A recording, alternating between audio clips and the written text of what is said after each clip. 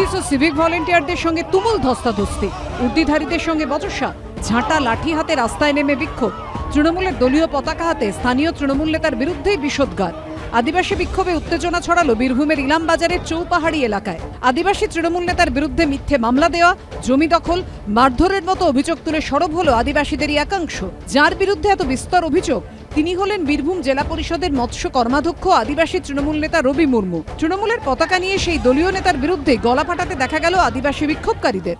আমাদের ঘর দুয়ার ভেঙে দিচ্ছে, জমি জায়গা কিনে নিচ্ছে, সব রবির নীতিতে হচ্ছে। রবি উস্কানি দিচ্ছে। রবি বলছে আমি আছি, তোমরা যত ওদেরকে মারো ধরো, যা হবে আমি দেখবো, আমি আছি।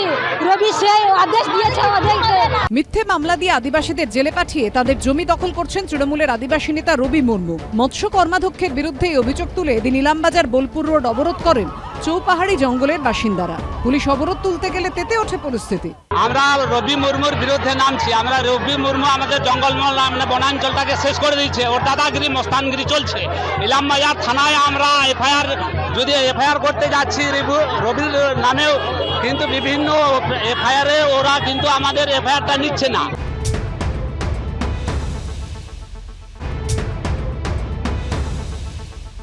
এরা যদি শাসকের বিরুদ্ধে আওয়াজ তুলে তাহলে শাসক কেস দেবে, তাই কেস যাতে না দেয় সেই জন্য তারা শাসকের ঝান্ডা নিয়ে অন্যায়ের বিরুদ্ধে প্রতিবাদ করছে। শাসক তৃণমূল কংগ্রেস রাজ্যে আদিবাসীদের যে অধিকার সেই অধিকার লঙ্ঘিত করছে। এখানে তৃণমূলের দ্বিতীয় কোনো শক্তি নেই, আমাদের কোনো গোষ্ঠী নেই।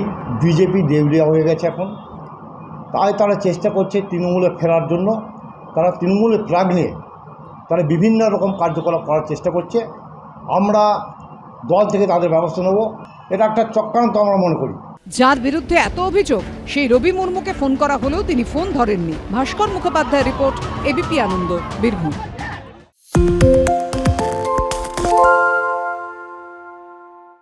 শুনতে পাচ্ছি না, বল না। আরে 10 টাকাটা ব্যাপার নয়, আজকে 40 টাকা দিচ্ছি, কারণ 40 টাকা। বাংলা গলাবাজি চায় না, বাংলা খবর চায়। বাংলা খবর, বাংলার খবর।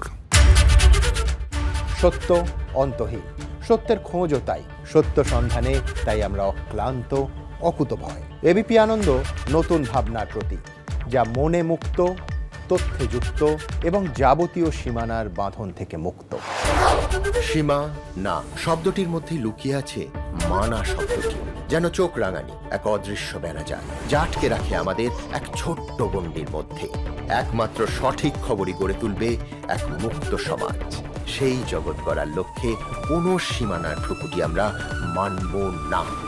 এবিপি আনন্দ এগিয়ে থাকে, এগিয়ে রাখে।